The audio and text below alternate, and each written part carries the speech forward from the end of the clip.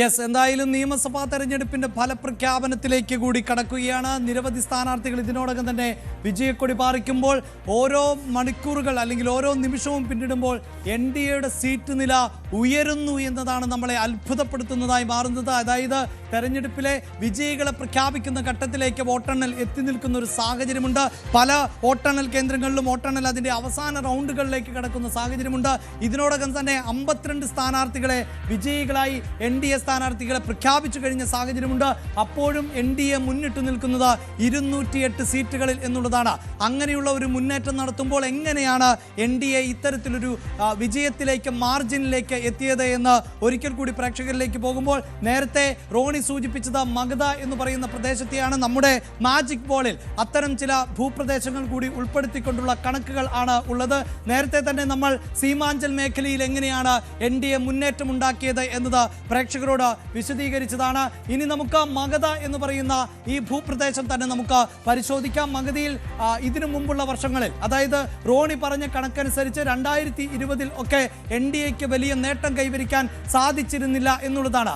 ആ ഡേറ്റ വളരെ കൃത്യമാണ്. അതായത് റോണി പറഞ്ഞത് വസ്തുതാപരമായ വിവരം തന്നെയാണ്. നമ്മുടെ മാജിക് ബോളിലും ആ കണക്കുകൾ വളരെ കൃത്യമായി കാണാൻ സാധിക്കുന്നു. മഗധ എന്ന് പറയുന്ന ഈ ഭൂപ്രദേശത്ത് 47 മണ്ഡലങ്ങൾ ആണ് ഉള്ളത്. 47 മണ്ഡലങ്ങൾ. ആ 47 മണ്ഡലങ്ങളിൽ 30 സീറ്റുകൾ എന്നത് 2020 തെരഞ്ഞെടുപ്പിൽ ഇന്ത്യ സഖ്യത്തിന് നേടാൻ സാധിച്ചിരുന്ന സീറ്റുകളാണ്. അവിടെ നേടിയിരുന്ന വോട്ടിംഗ് ശതമാനം എന്നത് 39.69 എന്നതാണ്. തീർച്ചയായും അവിടെ ഇന്ത്യ സഖ്യത്തിൻ്റെ ഒരു മേൽക്കൈ ഉണ്ടായിരുന്നു. ഒരു അപ്രമാദിത്യമുള്ള മേഖല തന്നെയാണ് മഗധ എന്ന കാര്യത്തിൽ ഒരു തർക്കവുമില്ല. NDAയെ സംബന്ധിച്ചിടത്തോളം 17 സീറ്റുകൾ അവിടെ നേടാൻ സാധിച്ചിരുന്നു എന്നതും എടുത്തു പറയണം. ഇവിടെ പ്രേക്ഷകർ ശ്രദ്ധിക്കേണ്ടത് ഈ വോട്ടിംഗ് ശതമാനം തന്നെയാണ്. ആ കണക്കാണ് റോണി പറഞ്ഞത്. അതായത് ഇന്ത്യ സഖ്യം 30 സീറ്റുകളിൽ മഗധയിൽ വിജയക്കൊടി പാറിച്ചപ്പോൾ അതിൽ ലഭിച്ചത് 39.69 എന്നതായിരുന്നു ഡേറ്റ.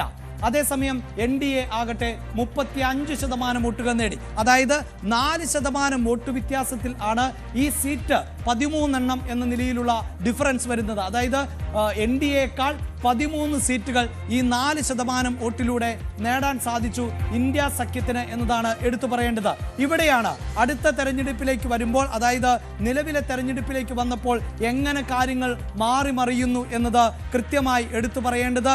മഗധയിലെ ഇപ്പോഴത്തെ സീറ്റ് നില പരിശോധിക്കുമ്പോൾ അവിടെ ഇന്ത്യ സഖ്യത്തിന് സൂചിപ്പിച്ചതുപോലെ തന്നെ വലിയ തകർച്ചയാണ് ഉണ്ടായിട്ടുള്ളത്.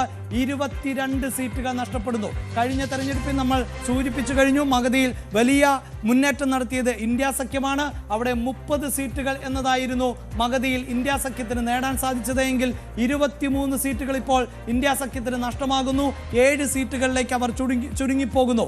അതേസമയം NDA ആകട്ടെ 17 നിന്ന് 17 കണക്ക് എങ്കിൽ അതിൽ 27 സീറ്റുകൾ അധികമായി നേടി 40. ഏതാണ്ട് മഗധ തൂത്തുവാരുന്നു.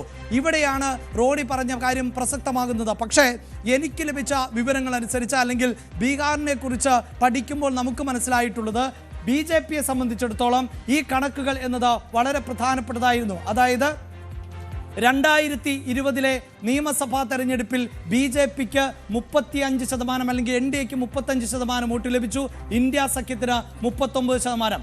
ഈ 4% വോട്ട് മറികടക്കാൻ സാധിച്ചാൽ അവിടെ ഇന്ത്യ സഖ്യത്തെ മറികടക്കാൻ സാധിക്കും എന്ന കണക്കുകൾ ആണ് അവർ പരിശോധിച്ചത് എന്നുള്ളതായിരുന്നു നമുക്ക് മനസ്സിലാക്കാൻ സാധിച്ചത്. അതിനെ കഴിഞ്ഞ ലോക്സഭാ തെരഞ്ഞെടുപ്പുമായി കൂടി ചേർത്ത് വെക്കേണ്ടതുണ്ട്.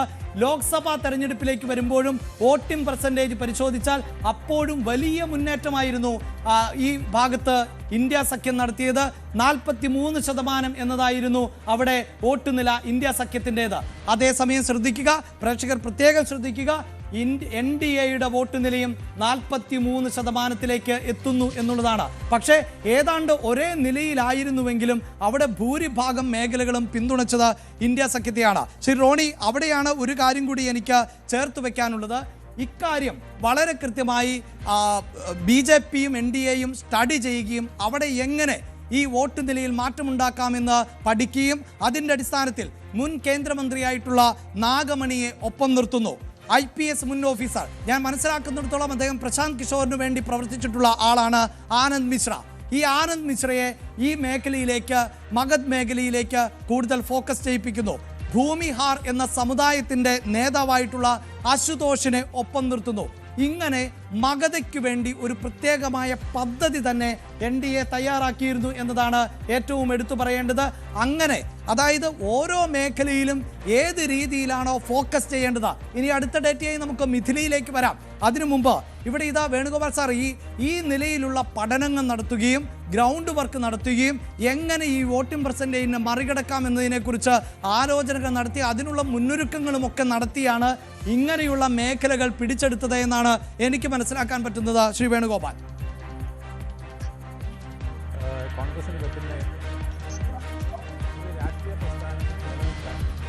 കോർ വോട്ട് വേണം. ആ കോർ വോട്ട് ഉണ്ടെങ്കിൽ മാത്രമേ അവർക്ക് മുന്നോട്ട് പോകാനായിട്ട് കഴിയുള്ളൂ. ഇപ്പോൾ കോൺഗ്രസിനെ സംബന്ധിച്ചിടത്തോളം കുറേ നാളായിട്ട് അവർക്ക് കോർ വോട്ട് നിലനിർത്താൻ കഴിയുന്നില്ല. ആ കോർ വോട്ടിൽ നമുക്ക് ഇൻക്രീസ് ചെയ്യണമെങ്കിൽ അവിടെ അതിന് തക്ക ഒരു നേതാവ് വേണം. അതുപോലെ തന്നെ അതിന് തക്ക സ്ലോഗൻ വേണം. അത് താഴെത്തട്ടിലുള്ള ജനതയെ ഇൻസ്പയർ ചെയ്യുന്നതായിരിക്കണം.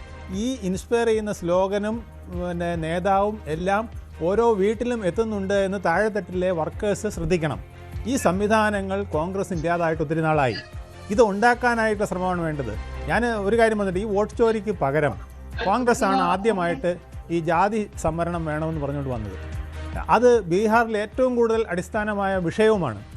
എന്തുകൊണ്ട് അത്തരത്തിലൊരു കാര്യവുമായി വോട്ട് ചോരിക്ക് പകരം അവിടുത്തെ 243 മണ്ഡലങ്ങളിലും ഈ കോൺഗ്രസ്സിന് ഒരു യാത്ര നടത്താൻ സാധിച്ചില്ല? ഇല്ലെങ്കിൽ അവർക്ക് ഈ പിന്നോക്കക്കാരുള്ള ഫോക്കസ് ചെയ്യേണ്ട കുറേ മേഖലകളിലെങ്കിലും അങ്ങനെ നീങ്ങാൻ സാധിച്ചില്ല. അതുപോലെ തന്നെ ഇവർ CPIയിൽ നിന്ന് കനയ്യകുമാറിനെ തട്ടിക്കൊണ്ടുവന്നു. ആ കനയ്യകുമാർ എന്നുള്ള നേതാവ് അവിടെ നിന്ന് തങ്ങൾക്കൊരു ബേസ് ഉണ്ടാക്കണമെന്ന് കോൺഗ്രസ്സിന് എന്തുകൊണ്ടാണ് തോന്നാത്തത്? അവിടെ കോൺഗ്രസിന് ഒരു മുഖം വേണ്ടേ? രാഹുൽ ഗാന്ധി വരുമ്പോൾ സ്വീകരിക്കാൻ ഒരു കനയ്യകുമാർ എന്ന ഒരു യുവ നേതാവുണ്ട് എന്ന് പറയുമ്പോൾ തന്നെ കോൺഗ്രസിൻ്റെ പിക്ചർ അവിടെ മാറുകയില്ലേ? അത് ചെയ്യാതെ ഇത് ഇവിടെ മാത്രമല്ല, എല്ലാ സംസ്ഥാനങ്ങളും നിങ്ങൾ എടുത്തു നോക്ക്. സച്ചിൻ പൈലറ്റിനെ രാജസ്ഥാനിലിട്ട് വെട്ടിയില്ലേ ഈ വൃദ്ധനായ ഗെലോട്ടിന് വേണ്ടിയിട്ട്? അതുപോലെ തന്നെ കമൽനാഥിന് വേണ്ടിയിട്ട് UPയിൽ ജ്യോതിരാദിത്യ സിന്ധ്യയെ വെട്ടിയില്ലേ? ഇങ്ങനെ ഓരോ സ്ഥലത്തും നിങ്ങൾ എടുത്തു നോക്ക്. ആന്ധ്രയിൽ എന്താ ഇത്? രാജശേഖർ റെഡ്ഡിയുടെ മകനെ YSR റെഡ്ഡിയെ അവിടെ ഇട്ട് വെട്ടിയില്ലേ? അപ്പോൾ ഇതെന്തിനാണ്? ഈ പരിവാർ കുടുംബത്തിന് സല്യൂട്ട് അടിക്കുന്ന, ഇതാണ് തരൂർ പറയുന്നത്, ഈ പരിവാർ കുടുംബത്തിന് സല്യൂട്ട് അടിക്കുന്ന കുറേ മന്ദബുദ്ധികളെ സൃഷ്ടിക്കുകയാണ് ഇപ്പം കോൺഗ്രസ് പാർട്ടി ചെയ്തുകൊണ്ടിരിക്കുന്നതെന്ന് തരൂർ പറയുന്നതിൽ സത്യമുണ്ട്. നിങ്ങൾ മെറിറ്റുള്ളവരെ പൊക്കിക്കൊണ്ട് വരൂ. നിങ്ങൾക്ക് എന്തുകൊണ്ട് ബീഹാറിൽ കനയ്യകുമാറിനെ ഈ 75 വയസ്സായ നിതീഷിന് പകരം ഞങ്ങളുടെ കയ്യിൽ ഇതാ ഒരാളിരിക്കുന്നു, കനയ്യകുമാർ, അവിടുത്തെ ഉഗ്രൻ പോരാളി എന്ന് പറഞ്ഞ് എന്തുകൊണ്ട് ഉയർത്തിക്കൊണ്ടുവരാൻ കഴിഞ്ഞില്ല? ആ ആളിനെ വേണ്ടേ നിങ്ങൾ യാത്രയെല്ലാം കൊണ്ടുപോയി പരിചയപ്പെടുത്തുകയൊക്കെ ചെയ്യേണ്ടത്? നിങ്ങൾ വോട്ട് ചോരി നടത്തിയ പോലും അയാളെ മുന്നിൽ നിർത്തിയില്ലല്ലോ. അയാളല്ലേ മുന്നിൽ നിർത്തേണ്ടിയിരുന്നത്? നിങ്ങൾക്ക് ആകെയുള്ളൊരു കനൽത്തരിയായിട്ട് പറയാവുന്ന ഒരാൾ അതായിരുന്നു. അതുപോലെ നിങ്ങൾ ചെയ്തില്ല. അപ്പം നിങ്ങൾക്ക് പറ്റുന്ന അടിസ്ഥാന കുഴപ്പങ്ങൾ ഇതൊക്കെയാണ്. താഴെത്തട്ടിലേക്ക് ഇറങ്ങിച്ചെല്ലാൻ പറ്റിയ നേതാക്കളെ നിങ്ങൾ വെട്ടും, അല്ലെങ്കിൽ ഒതുക്കും, അല്ലെങ്കിൽ കൊച്ചാക്കി നിർത്തിയേക്കും. എൻ്റെ പിന്നിൽ നിന്നാൽ മതി നീ എന്നുള്ള ഈ പരിവാർ തീരുമാനങ്ങളാണ് പലപ്പോഴും കുഴപ്പമുണ്ടാകുന്നത്. ഇതിൽ നിന്ന് പുറത്ത് ചാടിയാളാണ് തരൂർ. അതിനാണ് ബഹളം വെച്ചുകൊണ്ടിരുന്നത്. പക്ഷേ അതിനെ കൊച്ചാക്കിക്കൊണ്ടാണ് പലപ്പോഴും കോൺഗ്രസ്സുകാർ ഈ മെയിൻ വിഷയം നിങ്ങൾ വിട്ടുകളയുന്നു. ഇന്നും തരൂരിനെ കുറ്റം പറഞ്ഞുകൊണ്ട് ഹസൻ പറയുന്നത് കേട്ടു. ഈ നെഹ്റു കുടുംബത്തിൻ്റെ ആ ഒരു മഹത്വത്തെ ചീത്ത പറയാൻ ഈ കോൺഗ്രസ് ടിക്കറ്റിൽ നിന്ന് ജയിച്ച ഇദ്ദേഹത്തിന് കഴിയുന്നല്ലോ എന്ന്. അതൊക്കെ പഴയ കഥകളല്ലേ? തരൂർ പറയുന്ന വിഷയം എന്താണെന്നുള്ളത് നിങ്ങൾ മനസ്സിലാക്കുന്നില്ല. ബീഹാറിൽ ഏറ്റവും കൂടുതൽ അപ്ലൈ ചെയ്യേണ്ട ഒരു വിഷയമാണ് തരൂർ പറഞ്ഞത്. അവിടെ 4 പിള്ളേരെ നിങ്ങൾക്ക് സൃഷ്ടിക്കാൻ കഴിഞ്ഞോ?